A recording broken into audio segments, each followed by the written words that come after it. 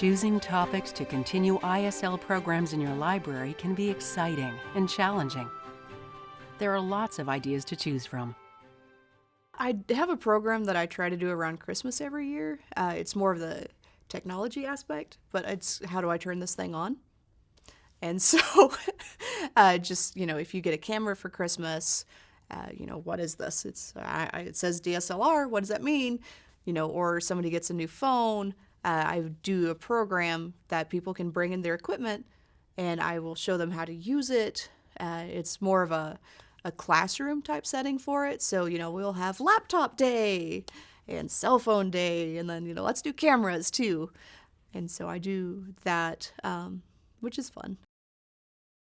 We've collaborated with Cornell's Center for Material Research Outreach Group, and they bring in families learning science together for Saturday programs. We've done quite a bit more outreach towards Cornell to get some of their experts over to our library. The Barbara Kingsolver book, Flight Behavior, and we had our local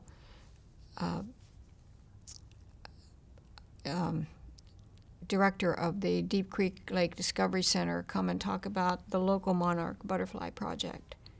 And since that time, people have been looking for milkweed and planting it, and it really sparked quite a discussion. When I think of one of the most exciting STEM programs that we recently offered at my library, it was a local urban forager.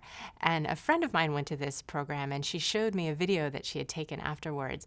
The program actually made its way outside onto the sidewalk outside of the library, and the program leader showed people how to cast a net to catch wild fish in the bay outside of San Francisco. And then he actually sent people home with herring that he had caught in the bay. I think about the level of interactivity, the kind of experience that those people had attending that program, and that's not something that they can find anywhere else besides a library. Great programming relies on great community outreach. It will help you expand your program offerings and get more patrons in the door. I think one of the strategies that I've used is just to continually be on the lookout for who might be an expert and who might have an interest to come to our library.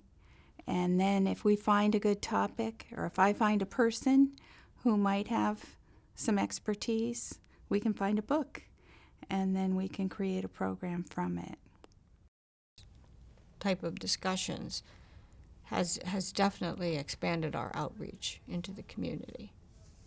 And we've, as a result of thinking about all that outreach that we're trying to do, people recognize what we're doing, and we developed a new logo, which has as our tagline, community plus opportunity, under the, as the library's tagline.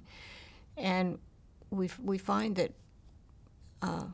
we are continually getting people to come for the programs, and they talk about it in the community. Our library is connected with Town Hall. So our water department, whenever people go in to pay their water bills, they have Jennifer, and she's always there. She's the one that takes the bills. And for the water department, our town treasurer and our clerk actually 3D printed their nameplates. And people say, well, that looks cool. And she goes, well, if you go outside, go to the door on your right, that's the library. And they have this, this, this, and this. Go talk to Taylor. And so that's been really helpful. It's the cool aspect that brings it in. But just getting known has been really helpful. The perception of the library in our community has changed 100% since we started the Pushing the Limit series. I don't know how often someone will come into the library and say, I can't believe all you do here. I can't believe the great things that you bring. And it's so exciting that we have a place in our community that we can talk about stuff like science or like climate change or any other issue that might have even some controversy in it. So I think the perception is completely different. Most people know that if there's something that needs to be discussed or wants to be discussed, it'll happen at the library. I know the perception is different in the library now because of the STEM programming and other reasons too, but the library is not just a place to come and check out books anymore. We're more of a community center. And our library, and I think most libraries across the country now, are involved in every facet of the community. You know, the workforce, the teaching, the science, we're just involved with everything now. And we have to be because I think the library is the center of the community. And if it's not, then it's not viable.